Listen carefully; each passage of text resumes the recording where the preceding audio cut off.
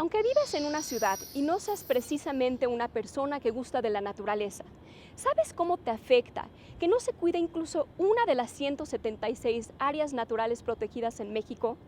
¿Conoces cómo es la vida de las comunidades dentro de una de estas áreas? Si estas comunidades no pueden explotar los recursos naturales, ¿cómo logran sobrevivir?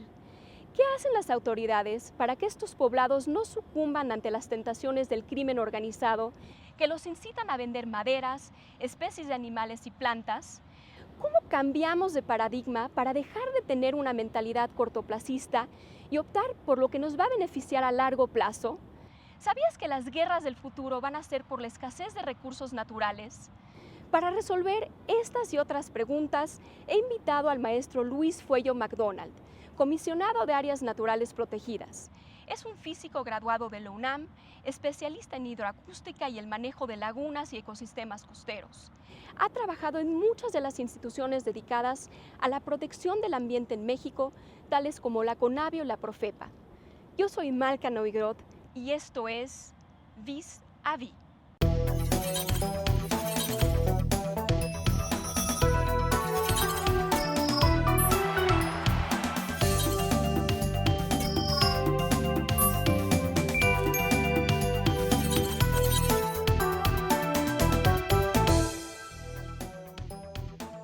Luis, ¿cómo estás? Bienvenido. Buenas noches, Marca, ¿cómo estás? Encantada de tenerte aquí.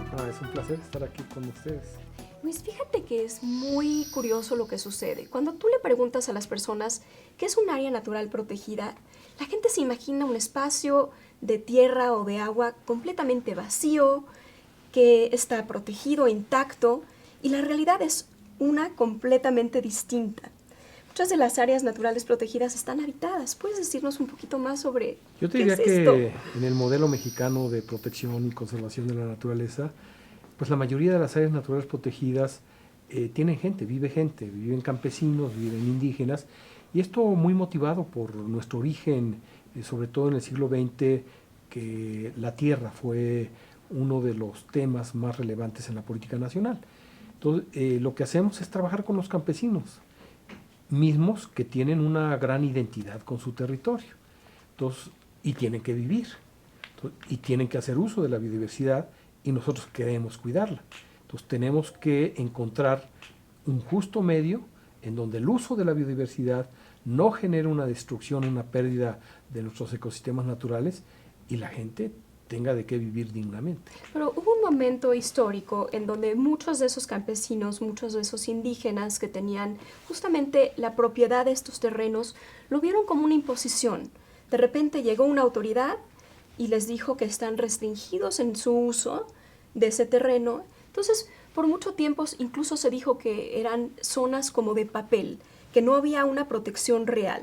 ¿Qué se ha hecho como para incentivar a estas poblaciones a que le entren al juego de protección sin mermar sus beneficios económicos? Mira, primero tuvimos que cambiar el método. Efectivamente, cualquier gente que se le impone una regla sin haber pasado por un proceso de consulta tiene todo el derecho de reclamar, y más cuando ostenta la propiedad de la tierra.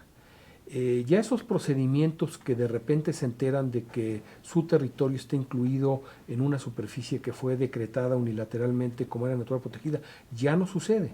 Ya el procedimiento que la propia legislación impone obliga primero a estudiar el territorio y a realmente tener totalmente documentado de que hay valores ambientales, que hay una rica biodiversidad que se conserva, y se conserva con la gente que estuvo ahí viviendo, y que vale la pena hacer un esfuerzo institucional, nacional, para protegerla.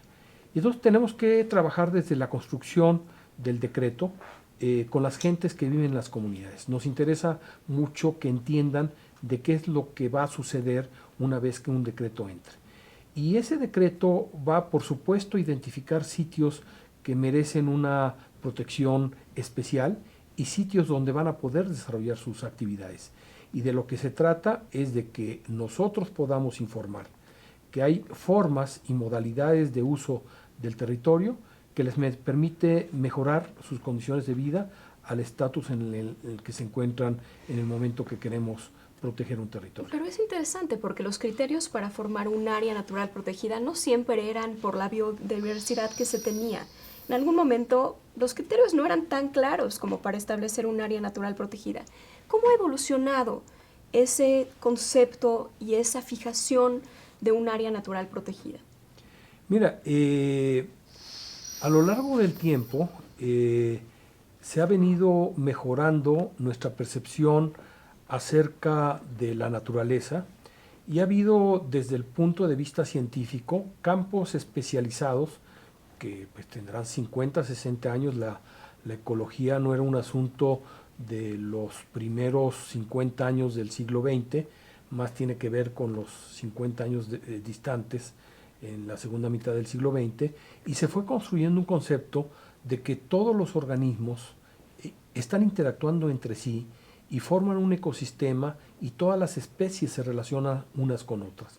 Este concepto que nació en la ciencia se fue trasladando a la legislación y sorprendentemente cuando estos conceptos mucho más académicos uno los platica con la gente, con el campesino, que en muchas ocasiones no les hemos dado oportunidad de escolaridad, los entienden perfectamente porque tienen un sentido de vida, conviven con la naturaleza. Es interesante lo que tú mencionas, porque ex ante yo pensaría que hay un elemento cultural. ¿Cómo haces entender a una población que estos árboles, en el caso de bosques, estos árboles que siempre han tenido, si no los protegen en algún momento, no los van a tener? Porque hay un elemento cultural también, donde quizá no entienden muchas comunidades el concepto de una protección sustentable. ¿Cómo cambias de paradigma? Bueno, primero, digamos, reflexionar con ellos, porque hay que recuperar el sentido original que ellos tenían o sus ancestros tenían con la naturaleza. Y si nos vamos a 3.500 años atrás, pues toda esta visión, esta cosmovisión que las comunidades originarias construyeron, fue a partir de entender su relación de personas con la naturaleza. Se ha venido perdiendo ese sentido. Pero más aún, el problema de la política pública, porque cuando se generan incentivos para la gente del campo y le decimos, tú tienes la posibilidad de tener acceso a un recurso si destruyes los bosques porque lo que queremos es que produzcas maíz, aunque ese predio tiene vocación forestal. Entonces, estamos condicionando conductas y a lo largo del tiempo entonces se va haciendo cultura. Entonces ahora tenemos que revertirlo y poder reflexionar con ellos porque se dan cuenta de que los malos usos del territorio lo que ha provocado es un enorme deterioro en el campo, se erosionan las tierras, se pierde su productividad porque le estamos dedicando a cosas distintas a su vocación natural. Pero justamente, tú hablas, estas poblaciones tienen un incentivo económico, hay una tensión entre desempeñar esos terrenos para la agricultura o protegerlos. ¿Qué incentivos generan ustedes justamente para que estos campesinos o estos indígenas opten por la protección y no por la destrucción de esos terrenos por la ecología? Tenemos que reconocer que hay una biodiversidad que les puede dotar y les ha dotado de riqueza natural que puede incluso entrar a los círculos comerciales fuera de sus necesidades inmediatas. ¿Se les paga algo? ¿Hay algún incentivo económico que se les da? Bueno, inicialmente nuestro concepto es, sí hay que fomentar porque el capital que ellos disponen es inexistente. Entonces, para poder iniciar proyectos que puedan generar un uso de la biodiversidad, debe haber un incentivo.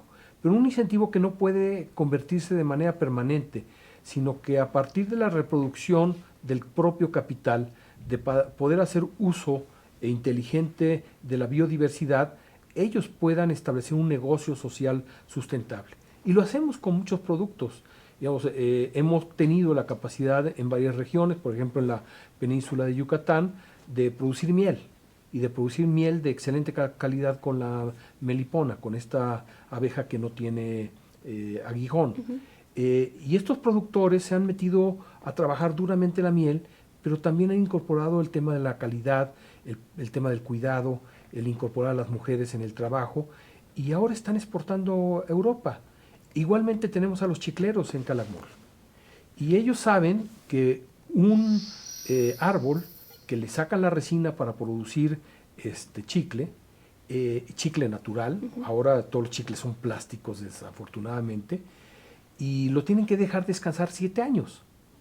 Y ahora su chicle orgánico está compitiendo en mercados pues, contra un chicle artificial que en la medida en que la gente se entera que ese producto está ayudando a la conservación de una selva de más de 600,000 hectáreas, pues hay un incentivo de mercado. Entonces, no podemos estar dedicando recursos de manera permanente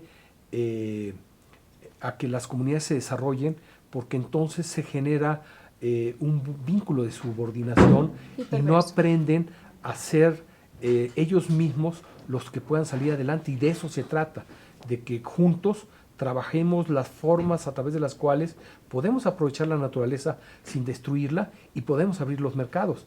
Y nuestra función es ayudarlos, sin esquemas paternalistas que generen un modelo de dependencia. de dependencia. Luis, tenemos que hacer una pausa y ahorita regresamos.